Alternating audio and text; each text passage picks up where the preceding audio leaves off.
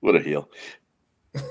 Welcome back to the Rock and Roll channel. Tonight is not a college football edition. Surprise, surprise. But one of my old and dear friends, Jamal from the Jericho Cruise. Uh, from day one of the first Jericho Cruise to now, we've been friends, and I guess we can call each other cruise buddies now, in a way. Um, Oh yeah. was at John Cena's last match the other night. So I wanted to bring him on and just listen, we can talk about watching it on TV all we want. We can give our opinions all we want, but I always say in any concert, sporting event, rest, whatever, it's nothing like being there. So I just wanted to ask Jamal to come on, and he graciously has. Just talk about what it was like there. And I know he's as big a Cena fan as you'll ever meet. So Jamal, welcome back to the show, man. Talk about the night, man. Talk about the trip. Whatever you want to talk about, man. It's yours. Yeah, man. Of course, man. Thanks for having me on. But man, so I'm gonna go back just a little bit here. So originally, this wasn't actually the plan for me. So obviously, we all know that Cena announced his retirement a year and a half early and gave us all a heads up. So I knew going into going into the end of 2024 and as we entered 2025, we all kind of had a feeling that they were going with him going to WrestleMania, possibly getting number 17, which he did, which was a big deal, which we were all there for that as well. Had the pleasure of being in the audience, seeing him win number 17, which was huge for me. And I knew that that was a big deal for me, and I was totally cool with that. Fast forward to going into the summer, I thought maybe it was a possibility that I might go to his last match. It wasn't for sure because I had other trips planned and other things going on as well. And I figured, like a lot of us fans, we figured it was going to be in Boston, right? His last match, hometown, be in Boston. It would make sense, right? So that was the original plan. Yeah. Yeah, I think that's what they were shooting for, but then That's Boston, what they were. yeah, Boston turned it down. Whatever the case was, not enough money. I don't know, or whatever the case is, I'm not sure. Oh, I'm sorry to interrupt. They had the Raw not long before that, so Yeah, WWE's call made W made the call. Yeah, they did have that Raw. So I mean, it is what it is. Financial reasons, who knows? But then I thought about it and heard it was in DC. So I was like, okay, I never been to DC ever. Oh wow. So, and people that know me like to make my first time places that I visit, I try to make them special and memorable. And I thought to myself, you know what? Never been to DC. Screw it. I booked the ticket, paid a decent price for it, but I knew in my head, if I didn't go, I was going to regret it. And that's one thing I've been trying to live lately is have no regrets. If you really want to do something, do it. Don't think about it. Just do it. Just book it. Deal with it later.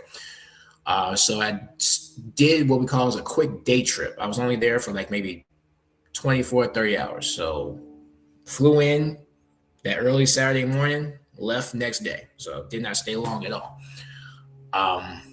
Going into that week, it really started hitting me towards the end of the week. And people that know me know that I was a Cena fan for so many years. And, you get there, you see the fans, you see the merch store, you see the lines. There was just so many people there. And I ended up landing, met up with a buddy from the cruise, Walter Zelaya, which everybody knows, Chris Jericho's #1 fan. And if you don't know, you're probably living under a rock at this point. I don't know how you don't know because everywhere Chris goes, you see Walter's Chris there. Yeah, Walter's there. You see Jericho take a picture. Walter's right there in the corner somewhere, just in the background somewhere. Okay. Hold on, real quick. I'm just gonna bring the co-host on. Oh yeah, of course, man. Okay. Steve, what's up, man? We started without you, man. I don't blame you. I don't blame you. I'm so glad. I want to hear all about this, Jamal. I'm so. You haven't missed anything. You just talked about landing in DC and meeting up with somebody we know from the cruise. Awesome. So perfect timing. Yeah. All good. It's all good. So yeah, met up with Walter. He took me to famous Jimmy's. So landing in Baltimore, he took me up there to Jimmy's. So I got a chance to check that out. Food was pretty good. Got a chance to chat with him. Pretty good. Yeah, it's pretty good. So it's always great to see a friend in the cruiser and get a chance to see him when you can see him. Because my big thing is if I'm landing in somebody's city and I know someone there, I try my best to meet up with them because life is short. You never know when next time you'll see somebody. Try to make time. even if you say hi, even if it's just for 5 minutes, man. You never know, right? Right. So and then he drove me to the train station, took the train into DC. I got there, got into the line for the merch store. It was a pretty long line, but it moved pretty well. And I have not seen so much Cena merch in one place in my life. It was like the overkill, and I was just like, dude, like this is Yeah, they did everything but sell like locks of his body hair or something. for the most part. And bless Cena's heart, I would love to see the royalties he made off of this year alone from merch. My God, the hats, figures. The towels. Yeah, he sold everything. Every city he went to, and he did each. And he was so smart to do each town specific. Yeah, and believe it or not, Steve, so it wasn't a case of, well, if you went there, I already got that shirt. The first thing to go, honestly, though, were the towels. When we got to the store, like all the fans bought the towels. That was like the first thing to go. So I guess everybody wanted to wave them at the show and all that other stuff. So I guess that's why. They didn't give out towels at the show? I think they did at the arena, but at the merch store, they were gone. They were all gone. Oh, okay. So then walked to the hotel, checked in, dropped everything off, ran all the way back because they had the Fan Fest right outside the arena where the pre-show was, which everybody saw on YouTube. We were out there at the pre-show. They had local food vendors, and you can record your own videos, saying hi to Cena and bye, and, tell him how you felt. And he's probably going to watch all those later, probably. And little kids, they were making their own signs and stuff like that, which was really cool. And another thing was, what else? Let's see. Besides all that, met a couple people there. It was really cool. Got a chance to talk to some fans about favorite Cena moments. It was really cool. And also, I did meet this gentleman that I just started following recently, Malcolm Muscle on YouTube. Oh, he's a great dude. Oh, he's a good dude. Yeah, he looks up to Steve. Yeah, he asked for everybody's Waffle House order and stuff like that though. But all I did was I just wanted to shake his hand and say hi, like I like your stuff. I started following. He's like, yeah, he's a great dude. I met him in Vegas. He was like, oh, dude, you want to be interviewed? And I was like, what? He's like, no, dude, I want to create content. I'm like, dude, I want to create some content. Like, I want to ask you some questions. I said, okay, screw it. So I believe the stuff he posted recently on his Instagram, I'm on there somewhere. So nice. So definitely check him out. Malcolm Muscle, really nice guy. So they started the pre-show, and Sami Zayn came out, and R-Truth came out and did his thing. The fans were jumping, rocking, ready to go, and then we eventually head inside, and that's when it really started sinking in that this was happening. Also ran into another friend. Her name is Angie. She was on the Chris Jericho cruise as well. Got a chance to see her, chat with her for like 10 minutes, and then got the night started, and the matches were pretty good. I definitely have thoughts on each match, that's for sure. But overall, just the atmosphere, man. Talk about that, please. Yeah, so the atmosphere, it was packed with over 19,000, but just being there, and my friends were texting me as the show was going on. Like everybody was watching. Everybody was practically watching. Everybody knew I was there, and they're texting me back and forth. It was like, dude, it is so loud. Like we can't. It's so loud. And I'm like, guys, it feels like it's 30,000 people here. You don't even feel 19. That's what it sounded like on TV. Yeah, I was like, it sounds like it's 30,000 people here. Like, but the atmosphere was just, it was so exciting, and it was like the first show that I went to. It's like I'd never been so happy, but then at the same time, I'm still sad because it's ending. And everything's coming to a finish, and it's just all the tributes and stuff, the video packages, and everybody, telling John how they felt about him. And also rewind real quick during the Fan Fest, the pre-show, right before the pre-show started, they had like this TV, this Titantron outside. They were playing John Cena's videos, Bad Man, and then Right Now. So that was really cool. That was really, Bumpy Knuckles there. It was bumpy. Oh no, he can go. It'd be funny if he was there, but yeah, but it was just such a nostalgia feeling because I have not seen those videos in at least 10, maybe 15 years. I've never watched those videos since they came out. Pretty much, it is such a nostalgia feel. It was really cool. But going back into the arena, it was just fans were loud. They were excited. They were pumped. They were just so just great energy, man. And it's just a moment that I that I will take to my grave, man. I'm really glad I did it. I didn't stay long in DC, but I'm really glad I did it, man. That's awesome, man. Steve, you got any questions about? No, Steve's I just John want to Cena hear fan all like about it. you. I'm so jealous, man. I texted him last night that you. I'm sorry. Starting, not so much, but like when the main event started, I just kept thinking to myself, like, this wouldn't have cost that much money, and it just seems like a moment that you just wish that you were there. When did you know you were going? Like the second it went on sale, it was just, we're going to this. You knew for a bit because you texted me about. Yeah, I would say maybe I knew for a fact I was going to try to go at least maybe 2 weeks out, at least 2 or 3 weeks, man, before they went on sale. Oh yeah, because you were like one of the first that I knew was going. Yeah, so I knew for a little bit though. At first it was kind of like, I don't know, should I not? But it's like I said before, man. It's it's life is short. I mean, I would never tell any fan to go to a show, blow their savings, and come back with no money, can't pay rent or anything like that. I would never root that. Yeah. But if you can do it, do it. It's like Jeremy, it's like I told you before. When I went to All In London 2023, that was the last minute for AEW. That was so last minute. I'm talking a month before flying. I was like, you know what? Screw it. Yeah. And that was worth every freaking penny. Oh, it was for me the year after too. I mean, it worked out that I was in Ireland the day before, so I was like, wait, I'm 45-minute flight away. I gotta go. Yeah. So I was lucky there. But it was one of those things. I don't know if I told you, Steve, I did contemplate a last-minute trip there. I told you all this. Because the flights were perfect. The rates were as fair as I've seen on flights in a long time. Hotels were, I hate to use the word cheap, but for DC in downtown, right by the arena, I mean, they were practically giving away rooms at decent hotels, at good hotels. I couldn't believe it. I'm like, this is falling into place too much. And then the ticket prices, I was like, Yeah, and then I started playing the angle in my head was, and this is stupid, it doesn't make sense, but it shouldn't have mattered to me who he was wrestling. I'm not the John Cena fan that you guys are. Jamal's a good bit younger than us, so like he grew up with Cena in a way that Cena's like less than a year older than me. So like it's a little different for me. Steve's a diehard Cena Nation guy. But I kept saying Gunther, it's cool, but I was just, me and Steve were doing shows for months before it, and we were speculating all these crazy names.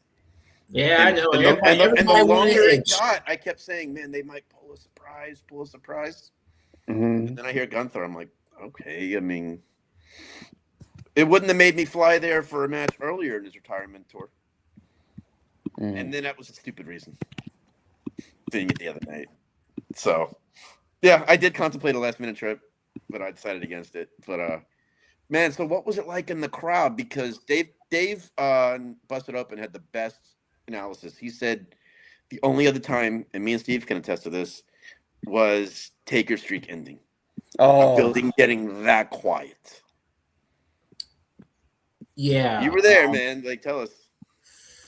Yeah. So at the end of the day, look, I never met Cena a day in my life. I've never met him a day in my life. But knowing the type of person he is, he was gonna lose. He had no problem going back. That's just the type of person he is. But to tap out was like, excuse me. It was so. I wouldn't say I don't take wrestling so serious to the point where I get angry at a decision like everybody else on the internet. That's just not me. Like it's pro wrestling. Like it's not supposed to be taken that seriously. I mean, I wasn't a fan of him tapping out because it's like, well, for the past 20 years, you've been telling us to never give up. It's kind of backwards. Like what are we doing here? Just he could have passed out just fine, and people have been fine with that. But we wouldn't be talking about the finish as much as we are now. That is true. We would not be. It would not be talked about as much. And I personally think that was probably Cena's call. Just my guess. That was probably his call. He didn't mind doing it. But after sitting on it a few days, trying to contemplate on it, I did read and heard another fan online say this, and usually I pretty much stay away from that stuff. But they brought up an interesting point. And I didn't see it this way. Don't necessarily look at it as being contradicted about his character, as far as never giving up and all this other stuff. You almost look at it a way like when you see he was passing out and he was like getting ready to tap, he was smiling. It's almost like look at it as him letting go of the business, letting go of that character. He's, you know what? Yeah. I'm done. Here it is. It's all you now. That's what Matt Hardy said too. I'm gone. I'm giving it away. It's not necessarily that I'm giving up. I'm just letting go. Because now, in a way, John Cena preaches something for the past 20-some years of never giving up. And now he does give up and let go. Now even assures he can never come back. That's the best way. Because if he passed out, they would still be kicking and pushing to get him back. Yeah. So this was a way to. You're 100% correct there. Bully. The two best analogies I saw was, well, you said it best, but Matt Hardy saying it was like the smile to him was like 2 decades of carrying a company on your back, coming off your shoulders. And Bully Ray had the best one. Was he compared it to Star Wars? Because John Cena gave the same face as the guy before Darth Vader took him out. Oh, Exact same face.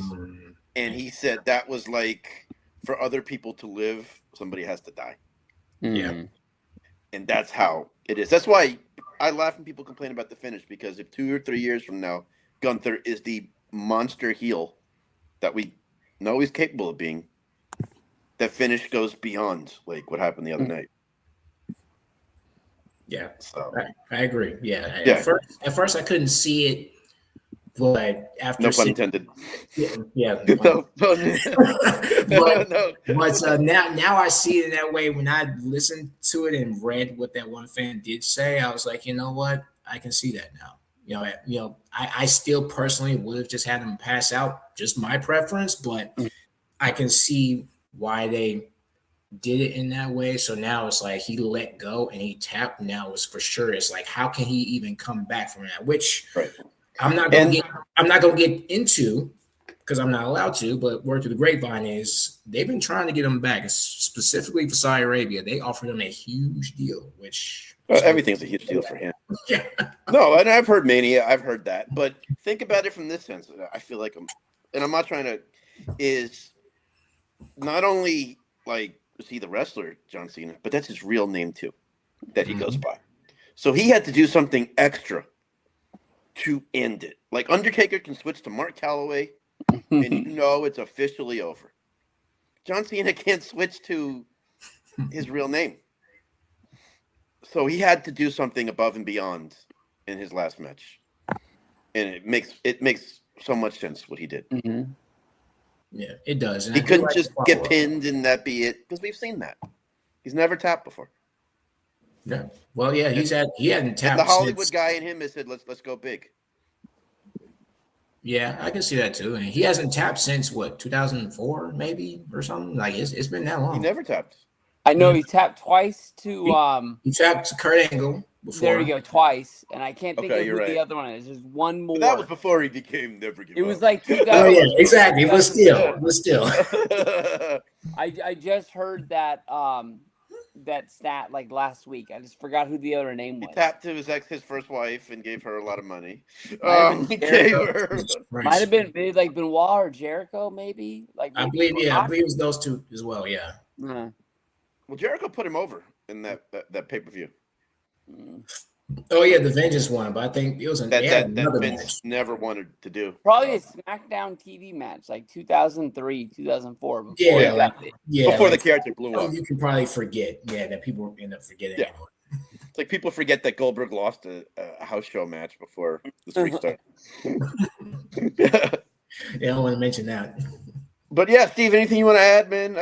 I want to ask Jamal, because I know how I reacted. Like, honestly, like my girlfriend films me watching wrestling for her own personal enjoyment to watch back later. And it was quite possibly like, it might have been the maddest reaction. I didn't even think about the fact that he tapped out. I was so mad that he lost. Like, I screamed, damn it. And like I was smart enough not to hit the TV, even though I was standing 2 feet in front of it. But like honestly was mad. Like could you hear like we could see women crying in the crowd. They didn't really show any guys like gushing tears, but like were people cussing? Were they mad? Like what was the instant like the reaction you could hear from people just like when it happened? I think more of the initial reaction was it was kind of like silent at first, right? It was kind of like a gas, like, what? Like, and people were, you saw cameras, kids were crying and this, or people holding their like this, like this, like, what? But like I wouldn't say like people around me weren't really cursing. They were just kind of like, excuse me, what? Like, like I think the last thing he expected. Right. I think, it was the last thing you expected. I think mostly everybody expected him to lose. Did that mean they wanted him to lose? Probably not. They probably wanted to mind him winning, but it's just one of the things like John didn't need to win. Like he's been Super Cena for the longest, but they were, I think, in a way, once it started selling in that he did tap out, clearly they gave Triple H a standing ovation. They definitely told Triple H how they felt. John was loving it, dude. I think they were laughing. The two of them loved the fact that everybody was not hating on him for like the first time in his career. Right. All those times we bury Cena for going over, and then the one time he like does something for the business like this, and what's wrong with you?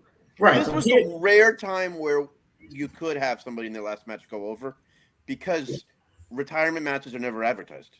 It's always after the fact, and they put their boots in the ring, or they come out after publicly. This was the rare time where we knew this is the last match. This is it. He has made that clear. Triple H even said months ago. John's one of those rare guys that if he says it. Yeah, but I think what's different about John, he's a different cat too, though. And I mean this without all due respect to other legends, but I'm just going to use them as an example because they're the biggest ones I've seen. And I mean this without due respect. You look at guys like Undertaker or Ric Flair, who probably stayed a little too long. None but respect. No disrespect, but they stayed a little too long. And I think when you're that character, or you've been doing it 20, 30 plus years, it's hard to let it go. Especially if you don't have like a exit strategy or a plan B, like, okay, what am I doing after this? Or who am I outside of this? Whereas John has been doing that for the last several years now. He's been doing his own thing, creating his own brand. And, he got remarried and he's doing more movies and the Honda commercials and doing. And he was having trouble getting insurance for wrestling. Well, yeah, it's just, he's like The Rock had that issue. Yeah, but he started doing more things and finding. Oh, yeah. He's got a whole life set up. Right? Yeah. He's not going to go into. So I think that's what made it easy.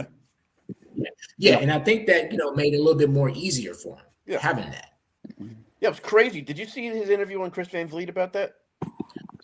He says he planned this 3 years ago. No way. He said he planned it 3 years ago in 2022, and Chris goes, "Wait, what?" He goes, "Well, let me explain to you why." And then the business side of him kicked in. He was like, "I was looking at it. I knew it was time to retire coming up. Insurance, my body, everything. I was booked for all of 2023. I was booked for all of 2024. So I said 2025, let's do it. I knew it would take at least 9-10 months to get the shirts done. Come up with the plan." He goes, "So I pitched it in like 2023. He has a partner that he pitched it. He says they did some pivots along the way. Yeah. Logan Paul was not part of the plan that match. I think he said AJ wasn't either. Yeah, I felt like they suggested really AJ, and he said, "I have no more TV." And they're like, "We got to get that match in Perth." And that's when he said, "All right, I'll take it to the masses on social media." Because I guess he wanted to do the match, but he had no more TV. So WWE's like, "Well, we're not going to do a match with you and AJ if you can't be on TV." And that's when he said, "I'll take it to the masses. I'll take it to social media." And the response was awesome. He hinted along the way of like, sometimes it's okay to pivot if somebody we're going to work with is burned out and not feeling it. I'd rather go a different direction. He goes, that's why I won't do any what ifs about this last run. The only thing he wouldn't answer from Chris was why was Rock and Travis Scott in the ring when you turned heel? He wouldn't have that. He had a way of being John Cena and like answering it without answering it. I mean, I think we all knew why, though. Clearly, they were supposed to be part of the plan at some point, but then things happened. Travis Scott didn't show up, or whatever happened. And yeah, they cut ties with him. He was supposed to be at Money in the Bank, Travis Scott, in the 6-man match. Right. Yeah, that's where it seemed like they were going, and then it just you could tell it pivoted too. And even during that whole heel run, which I personally that was not part of the storyline. I personally his didn't arc, his plan. I didn't have a problem with him turning heel. I mean, honestly, that was one of our biggest wet dreams as a Cena fan. We just wanted to see what it looked like, Yeah. Just to see. But even when it happened, which was a huge shocking moment, none of us expected that. But at the same time, even after that night, I was sitting in my room like, they have 10 months left. So are they going to flip them in September or right? They don't have a lot of story here. Yeah. How long can you pull this off? Because even John said himself, it takes like a year or two for it to sink in with the crowd. It's like how, yeah, but at least he said that. He said me and Cody had to do 2 years of storylines in like 10 months. Right. So yeah, it felt rushed, but I appreciate them at least trying to do something. But yeah, it did feel a little bit rushed, but yeah. And that was fun. He said that we had to speed things up. We had to do it. Like he was honest about it. He just wouldn't answer the Rock and Travis Scott question. Oh yeah. So like you said, kayfabe, brother. He's gonna save that for his book. Kayfabe all the way. He was like, "You're gonna save that for his book." And then he denied that. Oh, he didn't have like. He basically said they'll pitch him an idea in this retirement run, and he'll say, "How about we do it like this? How about we do it like that?" There's no way they're saying, "Okay, you got this person here." Like John controlled all that. Like, you'll never get me to think otherwise. I'm sure they had say in it. They had that. He goes, because TKO is still a business. And I get it. He said they're a business. They're not going to just let me do everything. Yeah, different time there now. Yeah, they're all business. That's for sure. That's why there were some pivots. I'm sure. He said the WWE Unreal was real. He said I was the last call about the heel turn. Mm-hmm. He said they knew I'd say yes. I'm like, John, no. I'm sure they pitched you going heel a few times in the last 20-something years. Oh yeah. He made that clear. I'm not saying it was legit or they were serious. I'm honestly serious. Like, I'm sure they tested the waters with the idea. Well, yeah, that was in 2012. They flirted with that idea, and that's what he said it was happening. He said it was happening. He said he'd make Year Made and a new theme song. Which we and they asked him about that. They asked him. He goes, "Didn't you always say like, if you win heel, new gear, new theme, new?" He goes, "Well, that's why I did the ungrateful thing. You get nothing." Yeah, he said I did the victim one instead, so I could say you get nothing. Got to sell them shirts, brother. I know. He talked about that. And he said, "Oh, Steve, I thought about you." He goes, "I guess there were a bunch of cities that were supposed to be on the tour that didn't happen." Oh, the Sacramento. Yeah. He goes, "There's some unreleased shirts." And he wants Fanatics to release them as like the never seen 17 shirts or something. They're sitting in a. He said, "I got Houston, I got Sacramento." and that is just so unfortunate. Like, that was probably the main thing that honestly ticked me off. So I'm like, you telling me that he proposed to do all shows basically all year, and like, no, we just need 30 something from you. And it's like, what? Well, that's also what he's available for too. Well, he said he was willing to scrap it all, and he said for this year it was focused on this. He said, but I think he said he went to Budapest like right after Chamber. Oh, you film, yeah. So he said there were days that he was. He said I've seen it a lot through Rock now, like what Rock went through, and I feel like such an idiot for. I don't know if he said it on Vince Lee's or Logan Paul's, but he said like I feel like an idiot for the things I said about Rock. He's made that clear because he gets it. But I appreciate that about him because he's not afraid to admit when he's wrong or didn't see it a certain way. We know he wasn't the best to deal with in like 2008, 10, 11. behind the scenes. I mean, stories are coming out now. All of a sudden, as soon as he retires, the stories are coming out, right? Oh no! See, that's another thing. That's another Isn't thing that I have a sad? problem with. Yeah, now it wants to come out. See, no. See, I'm gonna go here with this, and I already know exactly what you're talking about. And this is a guy I actually always liked and had no problem with. I mean, I don't necessarily have a problem with him to this day, but I look at I'm like, so David Rotunda, so you want to? It was a good. That was interesting though. You want to I do did this now, like right now, this year? Like 10 Because days before his last, or the week before. yeah, but it's. I mean, at the end of the day, it's smart because everybody's talking about John. That's all. Strike Everybody's while the talking iron's hot. Yeah, strike while iron's hot, and just to sell a podcast or a book, whatever you're doing, he's probably gonna come out with a book soon about it all, just to sell it, I guess, because I don't know what he's doing right now. That seems to be the theme these days. Everybody want to write a book now. So Yeah. And Ryback has come out a few times. I know Ryback's never hit his dislike for Cena, but he was talking about the Alex Riley stuff, and he was like, "I know it, but I can't say it." Like he thinks Riley signed an NDA. I don't know. I don't really care at this point. yeah, All of a sudden, stuff's gonna come out once he's not there anymore, Yeah. and it's like, why didn't you say it then? Like, because no one's got any balls. That's why. I think the biggest story out of everything is how he squashed the Nexus. I mean, like that's the one that I'm. yeah, he said that on Van Vliet, Otunga. Yeah, but like squash. We were supposed to go over. Yeah, but that's not even how Edge explained it. I think from what I remember, Edge said they wanted the Nexus to win, but Vince was like, Yeah. They begged Cena. They were like, no, the original plan was for Wade Barrett to go over because they said he's a star. And he was. And Edge and Jericho said, John, don't change the finish. And John last minute said, fuck this, I'm going over. I gotta win. And he told him after the match, yeah, I think I screwed up there. And they're like, we have combined how many years in the business? Wouldn't hurt you to listen to us. yeah. And Otunga was right when he said even everybody in the match wanted the Nexus to go over. And they found out last minute. It's the only thing that made sense. To him, it made sense in the moment.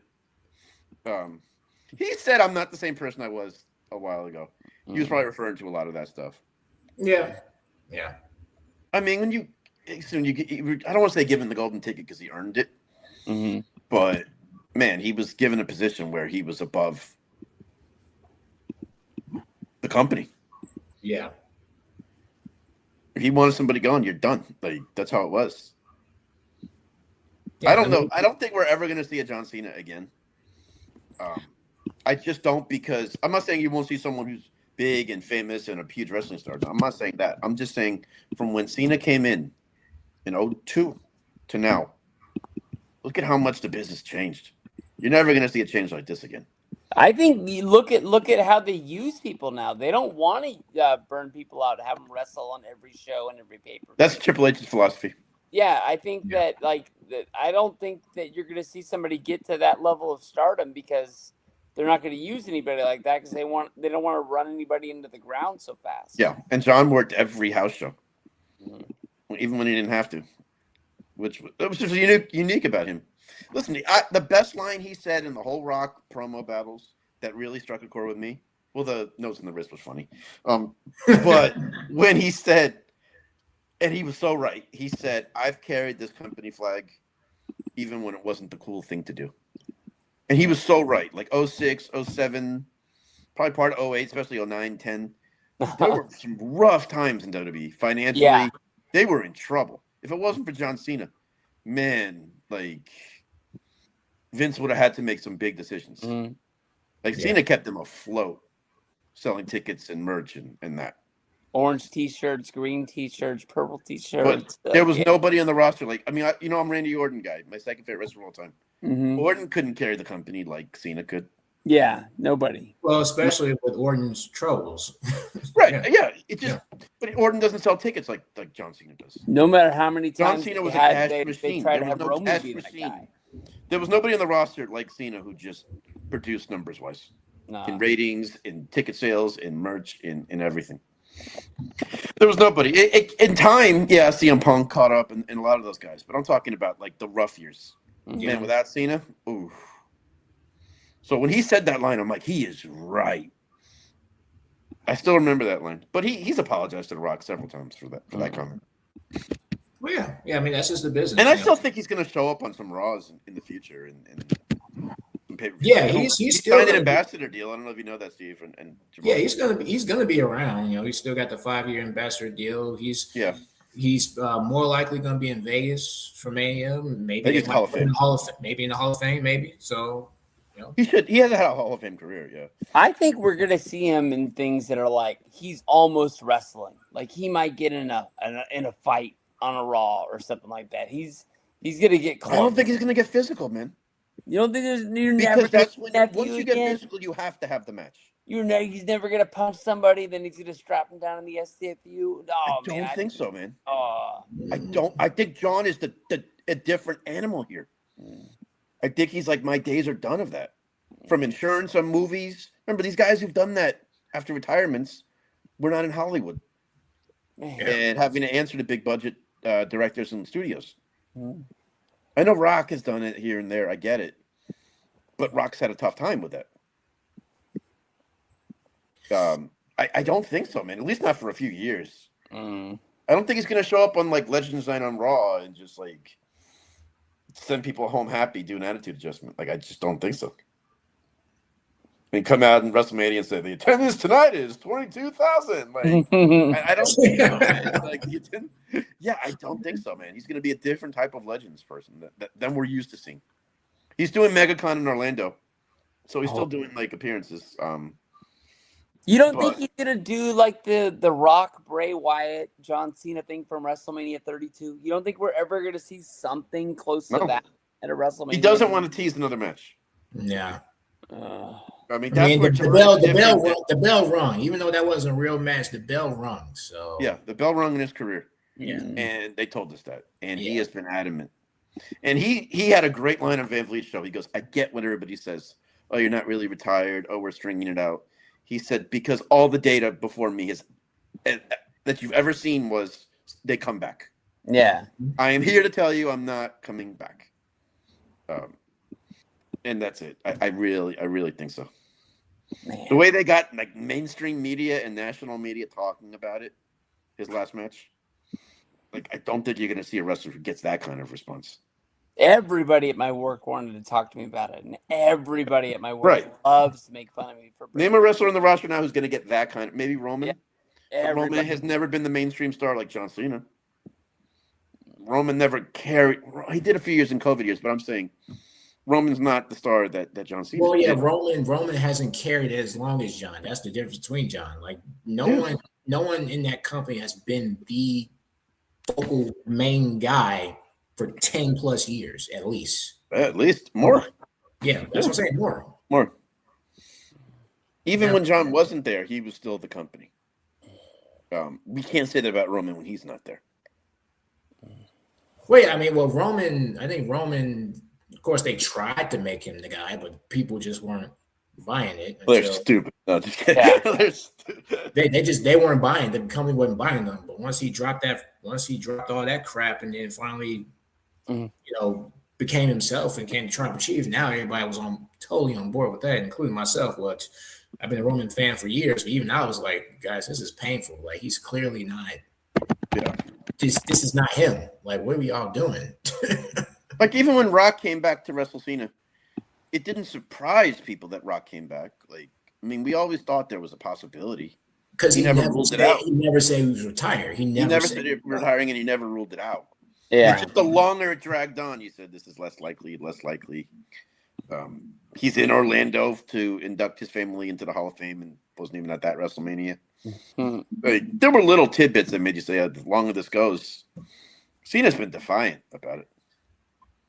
I don't think there's a wrestler now that you can say, oh yeah, if there's one guy to bring him out of retirement. Yeah. And you sold this whole thing. Like, yeah, I don't think he's coming on Raw to like, doing nostalgia stuff. No, I think that's why he tapped also.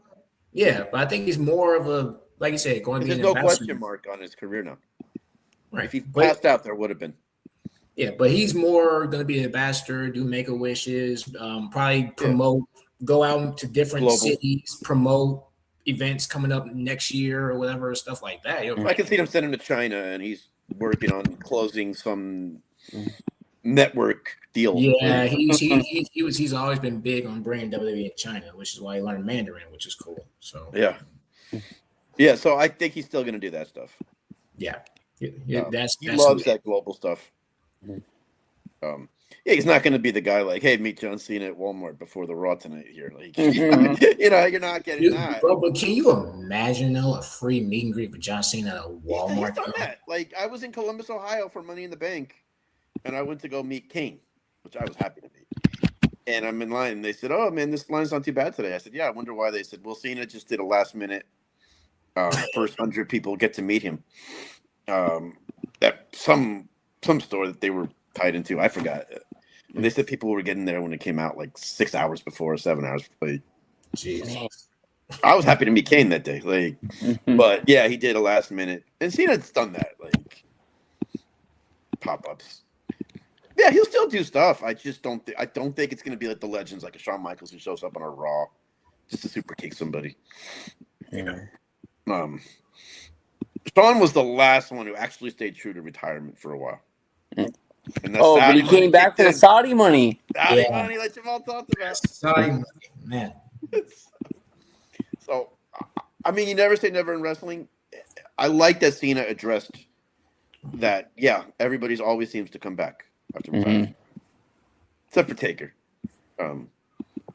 Even Taker never made it like he never said the words "I'm retired." Yeah, that's true. I don't think he necessarily. I think the whole thing at the 30-30. He took his boots off at and then came back and like is wrestling against Shane McMahon like a few months later. Like, not Shane McMahon. It was a tag match. It was Shane and Drew against Roman and yeah. So like Taker was still showing up for these matches. It just didn't make sense, man. I watched him put his boots in the ring.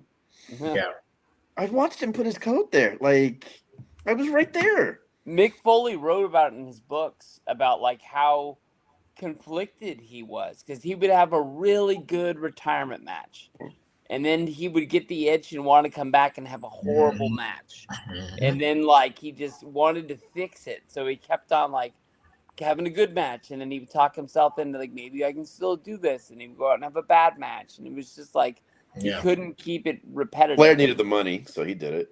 Yeah. Yeah. That's why Shawn had like a little bit of a grudge, not against Flair, but just like, I gave you my WrestleMania match for your last match, and then you're on TNA wrestling. Like, you're on TNA. Him and Hogan, man. Him and Hogan. Absolutely. But hey, Jamal, anything you want to add? Steve, anything you want to add? Like, I'm good. So, overall, it was a great experience. Yeah. I had a great time. I'm not gonna lie, I cried like a baby, and I'm not ashamed to admit that. I'm not ashamed to admit that. Not at all. It was a good show. I want to say a few things here about the rest of the card. So, of course, opening match, I figured they started with a bang with Cody's music. It's the only right way to start it. That match was going just fine, and they wanted to ruin it. They just had to ruin it. You know, it's one of those things where I understand that Cody and Drew, that's where the money is. That's where the story is. But you couldn't even get a decisive winner in this. Like, if you're going to have your golden boy win, fine. Have Cody win and Drew come out and attack him after or something like that. But it's just, if you're going to do a match like that, just don't even do the match. Like, if you don't want it actually makes sense if you think about it, because it was champion versus champion, and that way he looks strong still, Obafemi. I mean, it's true, but still, man, it's like I don't know. Sometimes I'm just that guy where this is where I appreciate AEW. You don't see those that often. 9 times out of 10, you have a decisive winner. They don't come in like WWE. Every week there's a no finish. Every week on TV, at least one match. It's like, disqualification. It's like, really?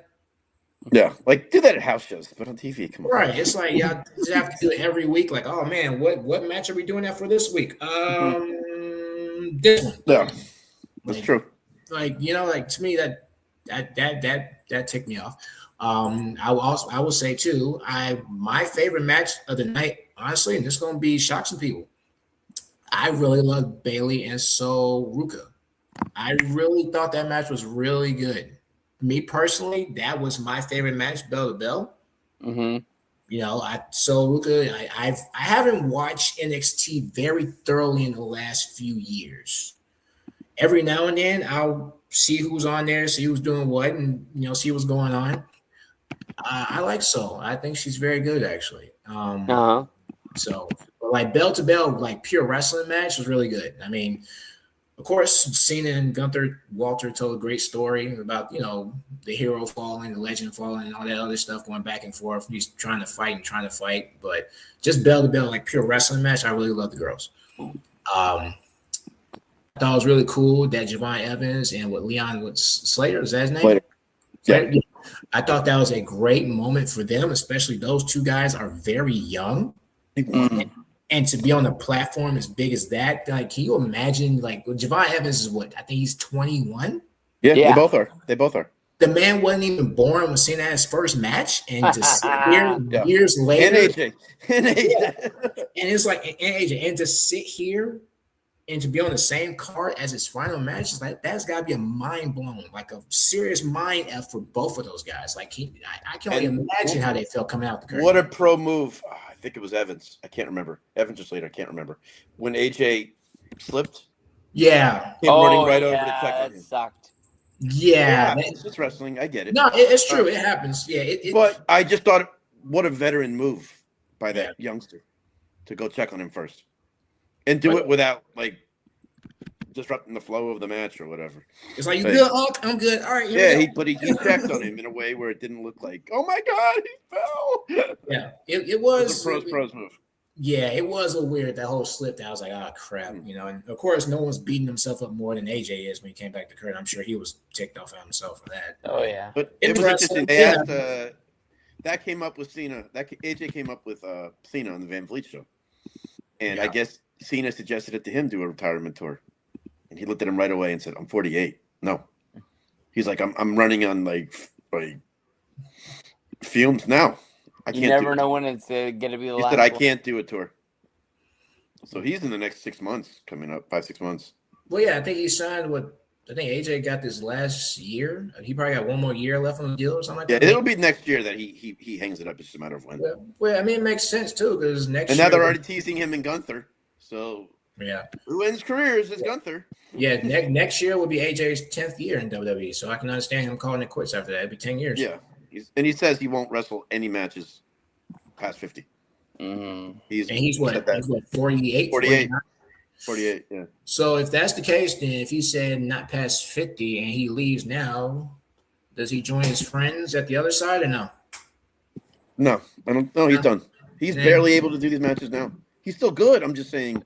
Yeah. That's why he's like, a tour? No, I don't have it in me. And when Cena, he said it to Cena's like, right, we're the same age. I get it. Yeah.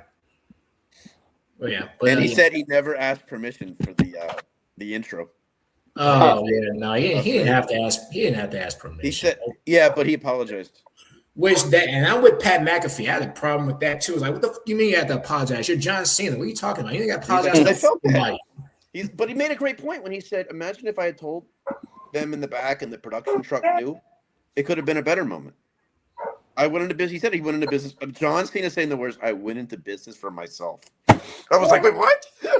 No. I believe in your philosophy. I believe in your philosophy is like, it's better to ask for forgiveness than permission. Like, he said that's what he did. But he's like, they would have probably said yes if I asked. It wasn't a case of I did it because they would have said no. He said AJ didn't know about it. The ring announcer had no idea till I handed her the card. Like, literally. That's the best feeling, though. Honestly, if I was John, I mean, yeah, you can ask Triple H, okay, you mind if I do this? Cool. But I'd be like, don't tell AJ, don't tell Alicia, don't tell nobody else. Tell the production truck. Yeah. Tell the production truck, but don't tell AJ, don't tell nobody else. And it would have looked cooler because they had trouble with like where to put the camera. Yeah. But he said that. I think he said that's like the only mistake he really has made on the way on that retirement tour. Oh, and I do have to say this other thing too, though. So outside the tag match, that's pretty good. I enjoyed that. You figured, AJ and Dragon Lee would still retain. So, but that was a really great moment for those young men. So that was really cool. And I will say I truly did love the fact. Obviously, he's been talking for the last several weeks Miz has been up everybody's ass about it. Why am I not on the show? Why am I not on the show? I should be on the show. I should have a match. I should be doing this. I should be doing that. I love the fact that they sprinkled Miz in there. I do. There you And our go. truth. And our truth, of course. So that was great. And our truth, had that moment. And I will say that our truth and Joe Hendry was a combination I did not realize I needed until that moment. I was like, you know what? This is all right. This is all right. Yeah. Go. Awesome. Hey, Steve, anything you want to add? I'm all good. I'm glad he had fun. I can tell you that I'm jealous of it. I wish I was in that store spending all my Christmas money. It's probably better you weren't. For sure. But Jamal, thank you for coming on. Steve, good to see you again. Mhm. Steve, we're going to try to do some more wrestling stuff down the line. Jamal, you're always welcome to jump on. I'll need you for Cruise Talk for sure when that gets closer. Because we still got a little less than a year here. So but that was my last trip of 2025. 2026 is we'll see what happens there. I know for a fact that I will be in Vegas next year. It's just a question of which weekend. That's the question. Oh, okay. There we go. We'll see. There we go. But hey, thank you everyone. Jamal, thanks again for coming on. And Steve, always great to see you as well. There Anything we go. last minute, anything you want to say at the end? Floor is yours, fellas. Oh, it's all him, man. He was starting. Oh, wait, you know what? I got one question. We're gonna do this on the way out. Since we've been talking Cena, you two of the biggest Cena fans I know. Start with you, Steve. Age before beauty. Just kidding. Just kidding. Just kidding. Your favorite John Cena moment in his career? Because they were asking this on the pre-shows and after. ECW One Night Stand 2006. Quite possibly, maybe not one of the best matches he ever had, but he knew his assignment. Him and Rob Van Dam burned that place down. The surprise, run-in from Edge. It was what everybody wanted to see that night. And he lost at a time everybody wanted him to lose. So, I mean, even though it's a match that he lost, that's the biggest match he was ever in my opinion. Awesome. That was a great one. Jamal? You said moment, right? Anything Cena related that means the most to you. Man, I don't limit it. It's so hard. Damn. I mean, we had a hell of a moment Saturday night, man. It was almost like you almost can't get better than that almost. But I don't know if it was maybe my favorite. It's hard to pick, but maybe because I saw it recently. I'm just gonna say this one I saw recently just made me laugh. But there's tons of moments I can think of that are probably better. But this one is still fresh in my head. He was U.S. champ and he just made the spinner title. Oh, and he did a backstage segment. And I'm sure y'all know what I'm talking about. He did the backstage segment with 3 girls. One of them was Michelle McCool, and they had them they were asking him can we see it? Can we touch it? And then nobody really knew what they were talking about. But then when they zoomed in on the title, they were spinning it and playing with it and whatnot. Because people were like, see it, touch what? What are they talking about? But then when they started playing with the U.S. title, they were like, oh, that's what they were talking about. Right. And he was kind of like looking at the camera, I guess being U.S. champ definitely has its advantages. And he does that, which Ricochet tries to do. What Ricochet tries to do, but it's not as good. That's clearly where he got it from. But I thought that was it was funny. And looking back, I should have recreated that moment on Cruise 5 because I did have the spinner title. To do it again on Cruise 7. I don't know. I think maybe Cruise 7. I got maybe a different cosplay in mind. I think I'm gonna take it up another notch. Yeah, maybe we can drive Steve crazy enough about the cruise and get him to come on the cruise. Oh man. Well, but I guess Steve, if I have to pick one, every time Orton beat him. No, just kidding. I'm just as far as moment or anything, it was night after WrestleMania 27, him and The Rock in that promo, setting up the match for WrestleMania 28. To plan a WrestleMania main event a year in advance, only those two guys could do that like that. And we thought that was going to be the norm then, and no, that was just for that. And knowing it's in Miami, it's going to be 20 minutes from where I live. and keeping the interest for that match while Rock wasn't there and everything. That was impressive. But it was that moment where I was like, wait, Goosebumps, man. We know the main event a year in advance? This is unheard. This is crazy. So yeah, I would say that, like, because it was just so unheard of to do that. It hasn't been done since. So that's the moment for me. Yeah, that was really good. That goosebumps watching that. I was in college. I remember like it was yesterday, man. That right there, I was like, they're doing what now? I was in the building, and I was already thinking, like, I've gone to 2 WrestleManias in a row. There's no way I can go to 3. They start putting this together, and I am mad at the world. I'm mad at them. Like, why are you tempting me with this? That we're gonna do this next year. I was lucky enough to be able to be there, but yeah, I mean, when I walked out of the Phillips Arena, I was mad. I was like, what are they doing? Like, this doesn't make any sense. I was wanting to hate it for every reason that I was not. I know. Because I had heard Mania was coming to Miami before it was announced. And it was not like I had an inside source or anything. Literally, somebody I know was at a monster truck show at that stadium. And they put on the board there, coming here next year, WrestleMania 2028. So they told on themselves. They told them themselves, yeah. And then this guy comes by. He goes, "You going to WrestleMania?" I'm like, "I don't think so." He's like, "It's in Miami." I'm like, "How do you know?" Oh, they put an ad for it up at the stadium. So yeah. So then in Atlanta, I said, "Oh, okay, they're gonna announce Mania." I used to love that, man, when they would announce the next year's Mania at Mania. Yeah, there was Wayne Gretzky is the one who accidentally broke the news about WrestleMania 26. Like he had like some T-shirt on. Oh, really? Cover of a magazine. Like WrestleMania 26 Phoenix, and everybody's like, "What are you talking about, man?" It used to be like so top secret. Now it's like it's so out there. But man, thanks fellas for jumping on. This was a lot of fun. Jamal, thank you for sharing the story, man. You're the first person, the only person I've talked to who was there. So thank you. Steve, great seeing you again. Thank you. No problem, man. Jamal, y'all gonna do this one time for us? There we go. You guys do it. Okay. You already know. All right. Take care, everyone.